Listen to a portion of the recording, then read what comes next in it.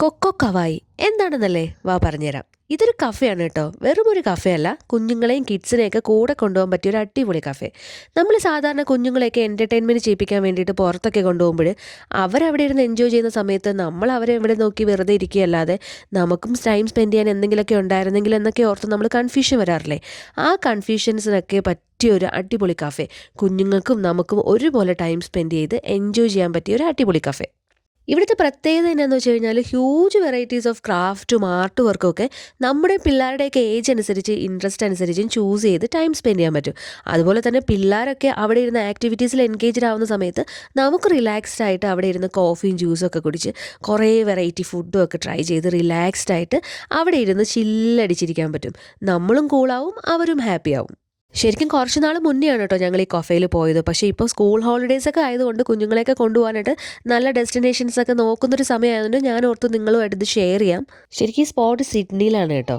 ഇത് മാത്രമല്ല കേട്ടോ, നമുക്ക് ഫാമിലി ആയിട്ട് ഒരുമിച്ച് ചെന്ന് എൻജോയ് ചെയ്യാൻ പറ്റിയ ഒരുപാട് ഡെസ്റ്റിനേഷൻസ് നമുക്ക് ഓസ്ട്രേലിയയിൽ അവൈലബിൾ ആണ്.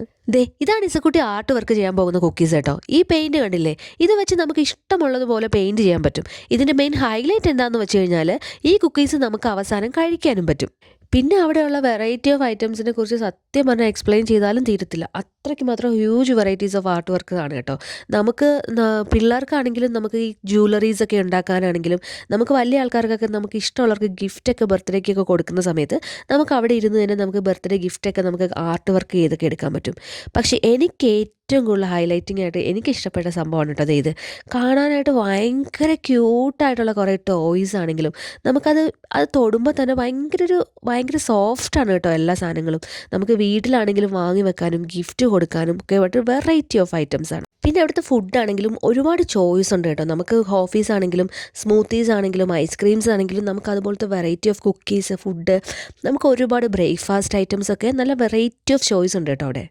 പിന്നെ കുഞ്ഞുങ്ങൾക്കൊക്കെ സ്കൂളൊക്കെ തുറന്ന് സ്കൂളിൽ പോകുന്ന സമയത്തൊക്കെ ആണെങ്കിലും കൊണ്ടുപോകാൻ പറ്റിയ അടിപൊളി പെന്ന്, പെൻസില്, ബുക്സ്, നമുക്ക് അതുപോലത്തെ ക്യൂട്ട് ഐറ്റംസ് ഒക്കെ ഒരുപാട് സാധനങ്ങൾ അവിടെ ഉണ്ട് കേട്ടോ. ഞങ്ങൾ ഓർഡർ ചെയ്ത കോഫിയൊക്കെ കുടിച്ച് അവിടെ കൂളായിട്ടിരിക്കുന്ന സമയത്ത് ഇസക്കുട്ടി അവളുടെ കുക്കീസ് എത്രത്തോളം ബ്യൂട്ടിഫുൾ ആക്കാൻ പറ്റുമെന്നുള്ളതിൻ്റെ ഹാപ്പിനെസ്സിലാണ് കേട്ടോ. ഇസക്കുട്ടി പെയിൻറ് ചെയ്ത കുക്കീസൊക്കെ കാണണ്ടേ, ദേ ഇതൊക്കെയാണ് കേട്ടോ അവൾ പെയിൻറ് ചെയ്തത്. ഭയങ്കര കളർഫുള്ളും നല്ല ക്യൂട്ടുമാണ് കാണാനായിട്ട്. അവൾ തന്നെ ഭയങ്കര ഹാപ്പിയാണ്. അവൾ ഇത്രയും ചെയ്തല്ലോ എന്നൊക്കെ പറഞ്ഞിട്ടുള്ള ഹാപ്പിനെസ് അവിടെ ഫേസിൽ തന്നെ ഉണ്ടായിരുന്നു കേട്ടോ. ഭയങ്കര ക്യൂരിയോസിറ്റിയിലാണ് അതെല്ലാം ചെയ്തത് കേട്ടോ. നമുക്ക് അവസാനം പെയിൻറ് ചെയ്ത കുക്കീസൊക്കെ കഴിക്കാൻ പറ്റുമെന്ന് പറഞ്ഞത് വെറുതെ അല്ല കേട്ടോ. ദേ കണ്ടില്ലേ മാക്കെന്ന് കഴിക്കുന്നത്. ശരിക്കും ഇത് കഴിക്കാൻ പറ്റുന്ന പെയിൻറ്റിങ്സ് കൊണ്ട് ഉണ്ടാക്കിയതാണ്.